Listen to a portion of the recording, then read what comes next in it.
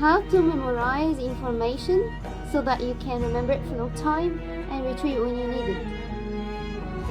طيب ده السؤال بتاع الحلقة دي، ازاي تقدر تحفظ المعلومة بحيث ان انت تقدر تتذكرها لمدة زمنية طويلة وتسترجعها عند الاحتياج اليها.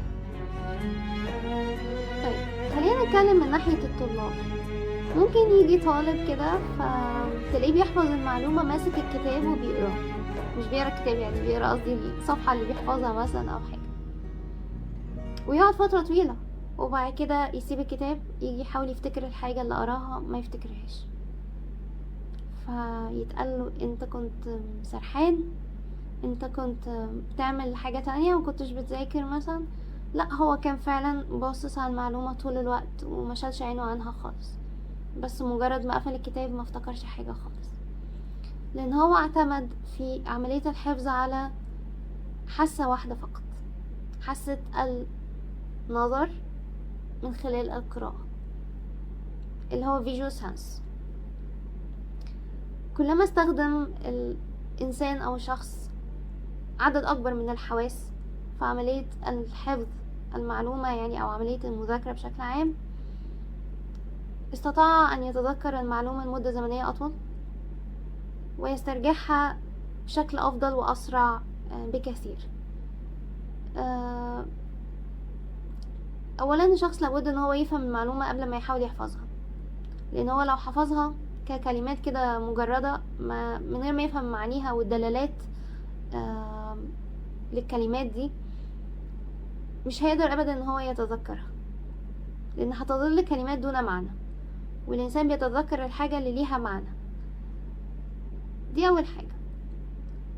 الحاجة التانية، أي طالب عايز أن هو يقدر يعني يحفظ المعلومة بشكل كويس وأنه يتذكره بسهولة، أول حاجة أوكي اعتمد على القراية بالعين، ده شيء مقبول وكويس جدا مفيش مشكلة، لكن المفروض ما يتوقفش عند النقطة دي. في بعد كده تأتي مرحلة تانية ان هو يبتدي يقول الكلام بصوت. فكرة الصوت ان الشخص لما يبتدي يعني ان هو يتلفظ الكلمات نفسها هو بيسمع صوته، الشخص بيسمع صوت نفسه وهو بيتكلم، فبتبتدي تنشط حاسة السمع وتدخل في learning process، يعني تدخل في عملية التعلم او memorization process، في عملية الحفظ.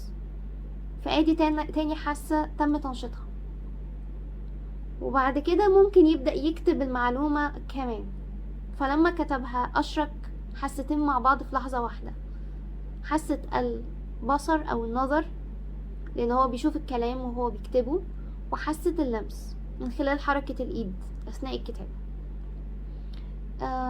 الواحد بيفتكر هو صغير في المدرسة زمان كان المدرسين مثلا يجوا يقولوا لنا اكتب الحاجة دي 4 مرات 5 مرات 10 مرات، كأطفال مش فاهمين ومش مدركين كنا ممكن بننزعج، انا هقعد اكتب كل ده كذا مرة. طب ليه؟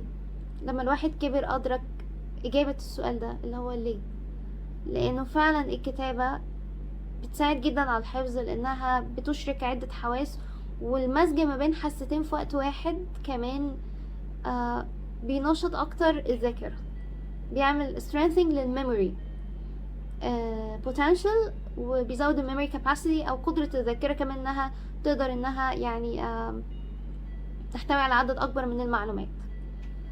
فكطالب نصيحة، حاول دايما لما تيجي ان انت عايز تذاكر اي معلومة لازم ان انت تفهمها الاول قبل حفظها. الحاجة التانية، استخدم اكبر عدد من الحواس، حاول ما تكتفيش بالقراية بالعين بس، هتلاقي نفسك نسيت بسرعة. اتكلم كأنك بتشرح لحد قدامك. والحاجة التانية، ابتدي اكتب المعلومة مرة وكمان فكرة التكرار الريبتيشن او rehearsal، يعني التدريب بالتكرار، او اللي هو ان الواحد يكرر الحاجة كذا مرة، يعني ان هو يتكلم يقعد يشرح المعلومة كذا مرة ما فيهاش اي مشكلة. التكرار دوت بيعمل على كمان قوة الذاكرة في تذكر المعلومة وحفظها في الاول. ما هو عشان تقدر تسترجعها لابد ان انت تكون حفظتها فعليا، مش يعني انت اوهمت نفسك ان انت حفظتها، ولحظة مثلا وجودك في الامتحان او حد بيسألك عنها تلاقي نفسك مش فاكر اي حاجة او فاكر اجزاء بسيطة منها. فالتكرار سواء في الكتابة، التكرار سواء في الكلام وفي القراية كمان، ده شيء كويس. استخدم عدة حواس هتلاقي نفسك قادر تتذكر المعلومة بشكل افضل بكتير. شكرا لكم.